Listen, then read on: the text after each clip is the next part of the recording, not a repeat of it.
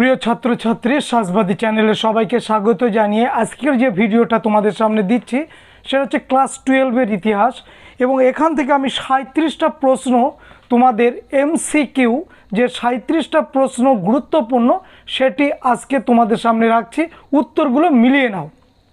প্রথম প্রশ্ন, ইতিহাস পাঠ শুরু করার আগে ঐতিহাসিককে জানো, বক্তাকে? উত্তর E.H. কার। দ্বিতীয় প্রশ্ন, উদ্বাস্তু নামক স্মৃতিকথামূলক গ্রন্থটি কে লিখেছেন? হিরণময় বন্দ্যোপাধ্যায়। পরের প্রশ্ন, আফ্রিকাতে প্রথম উপনিবেশ স্থাপন করেছিল কারা? উত্তর ওলন্দাজরা।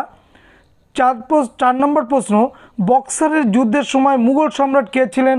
উত্তর দ্বিতীয় শাহ আলম। পঞ্চম প্রশ্ন, কে বাংলার দ্বৈত শাসন ব্যবস্থার অবসান ঘটান? উত্তর ওয়ারেন হেস্টিংস 1472 খ্রিস্টাব্দে। আর দ্বৈত শাসন ব্যবস্থা চালু করেছিলেন রবার্ট ক্লাইভ, তোমরা জানো, বক্সার যুদ্ধের পর।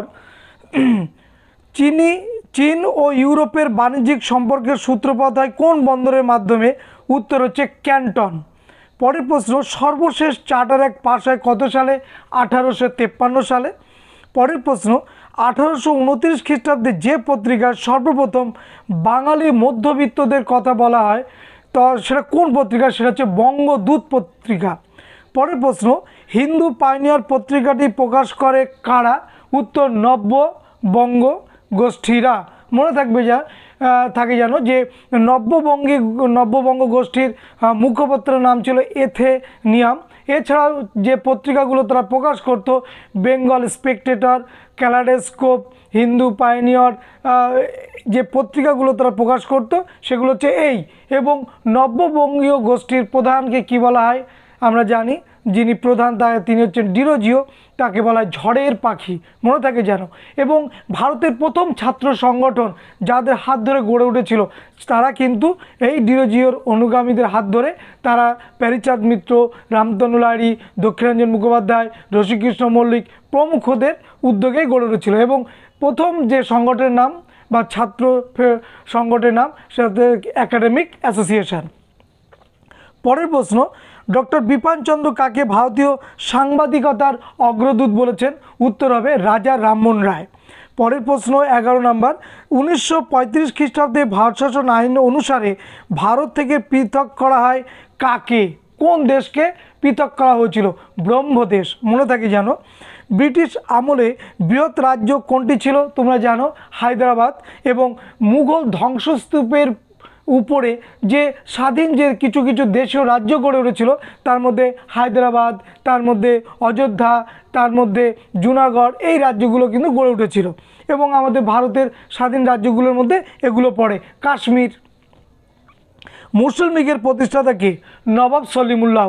মুসলিম লীগ প্রতিষ্ঠার একটা ছোট্ট ইতিহাস হচ্ছে 1905 সালে যখন বঙ্গভঙ্গ করা হয়েছিল, সেই বঙ্গভঙ্গ সময়কালে যখন একত্রিতভাবে ওপার বাংলার মুসলিম হিন্দু, এপার বাংলার মুসলিম হিন্দুরা যখন একত্রিতভাবে আন্দোলনটা যখন করছে, আন্দোলনটা যখন জোরদার তীব্র আকার ধারণ করেছে ব্রিটিশ বিরোধী, ঠিক সেই সময় এই ব্রিটিশ এই খেলাটা খেললো, এই তাসটা তারা চালিয়েছিল যে হিন্দু এবং মুসলমানদের মধ্যে সাম্প্রদায়িক বিভাজন ঘটাতে হবে। এবং সেই সাম্প্রদায়িক বিভাজন ঘটনার পরিপ্রেক্ষিতে বাংলাকে শুধু ভাগই করলো না, ঢাকার নবাব সলিমুল্লাহকে উৎসাহিত করলো লর্ড কার্জন যে মুসলিম লীগ অর্থাৎ মুসলমানদের জন্য স্বতন্ত্র একটা সংগঠন তৈরি করা।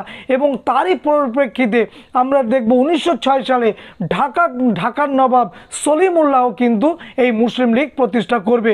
এই মুসলিম লীগের বীজ বাষ্প সেই পাকিস্তান রাষ্ট্রের সৃষ্টি, এটা কিন্তু আমরা ভুললে চলবে না। ভারতীয় স্বাধীনতা আইন পাস হয় কত সালে? 1947 সালের, তোমরা জানো 4 জুলাই। নেক্সট হচ্ছে 15 দাগ, মুসলিম লীগের কোন অধিবেশনে পাকিস্তান দাবি করা হয়? 1940 সালের লাহোর অধিবেশনে।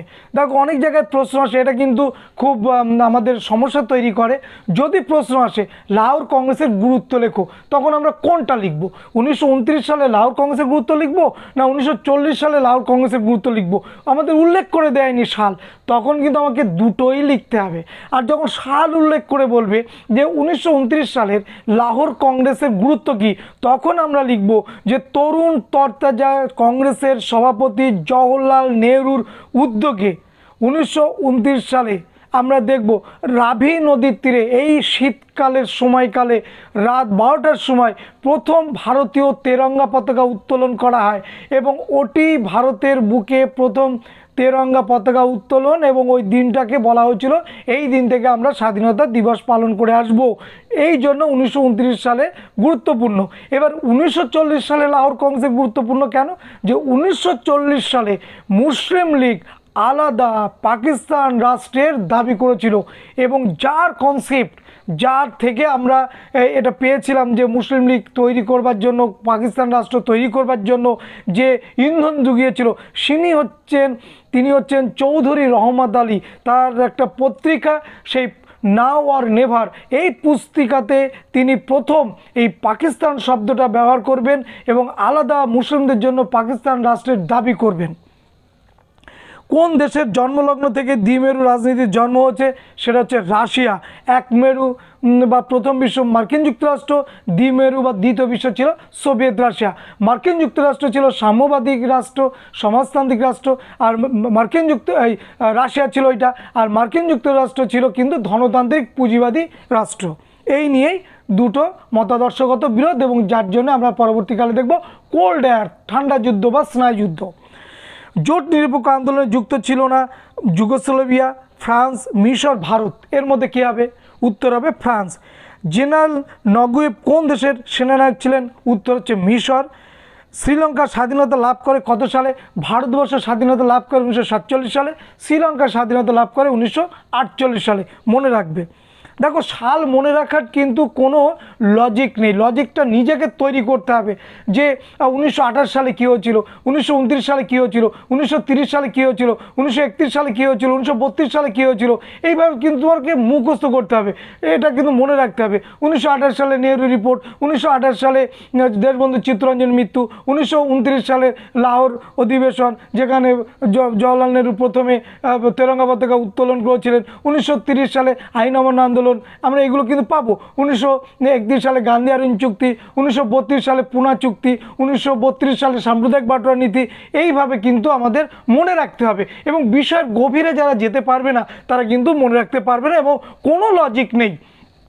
যে যতই বলুক না কেন, আমি আমার অভিজ্ঞতা থেকে বলছি যে বিষয়ের গভীরে গেলে সাল হিসাবে পরপর মনে থাকবে, কিন্তু বিষয়ের গভীরে না গেলে কিন্তু মনে থাকবে না।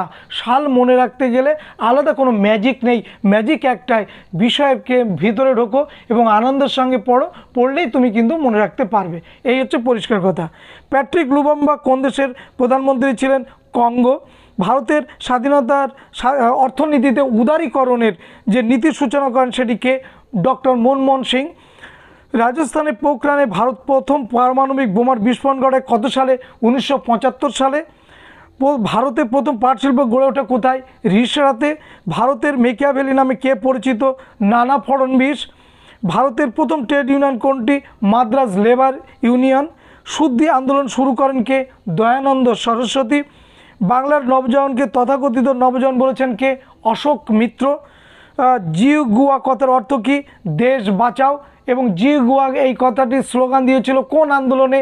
মে 4th আন্দোলনে। মে 4th আন্দোলন কোথায় হয়েছিল? চীনে হয়েছিল। মে 4th আন্দোলন নেতৃত্ব দিয়েছিলেন কে? শি ওয়ান্তি। মে 4th আন্দোলনের প্রধান কর্মকেন্দ্র ছিল কোথায়? তিয়েনমিয়েন স্কোয়ার। মনে থাকে যেন। পৃথক নির্বাচন নীতি প্রবর্তিত হয় কোন আইন দ্বারা? সেটি হচ্ছে 1935 সালে ভারত শাসন আইন দ্বারা। প্রজাতান্ত্রিক কোরিয়ার রাজধানীর নাম কি? পানমুনজম। রাশিয়ার ক্ষেপণাস্ত্র ঘাঁটি তৈরি করেছিল কে? কিউবায়। রাশিয়া ক্ষেপণাস্ত্র ঘাঁটি তৈরি করেছিল কোথায়? কিউবা। ডিএন বিএন ফুর ঘটনা ঘটেছিল কোথায়? ভিয়েতনামে। ভারতীয় পরিকল্পনা কমিশনের প্রধান রূপকার কে ছিলেন? পণ্ডিত জওহরলাল নেহরু। ভারতের প্রথম প্রধানমন্ত্রী Jawaharlal Nehru. Discovery of India গ্রন্থের লেখক জওহরলাল নেহরু। তৃতীয় বিশ্ব কথাটি প্রথম ব্যবহার করেন কে? বার্নার্ড বারুচ। জোট নিরপেক্ষ আন্দোলন তৈরি করেছিলেন কে? জওহরলাল নেহরু। মনে থাকে জানো। বাংলাদেশে বিজয় দিবস পালন হয় কত তারিখে? ডিসেম্বরের 16 তারিখে। নাও আর নেভার পুস্তিকাটা কে লিখেছিলেন? আমি একটু আগে বলেছিলাম চৌধুরী রহমত আলী। এবং এংলো ওরিয়েন্টাল কলেজ কবে প্রতিষ্ঠিত হয়? 1875 খ্রিস্টাব্দে। আজকে 37টা প্রশ্ন দিলাম। এরপর থেকে প্রশ্ন এরকম এসএকিউ প্রশ্ন দিতে থাকবো, তোমরা এই ভিডিওগুলো দেখবে। এছাড়াও অনেক ভিডিও, সালের ভিডিও দেওয়া আছে আমার এই চ্যানেলে, যারা দেখতে চাও তাদের প্রয়োজন মতো দেখে নিও। সবাইকে ধন্যবাদ, দেখা হবে নেক্সট ভিডিওতে।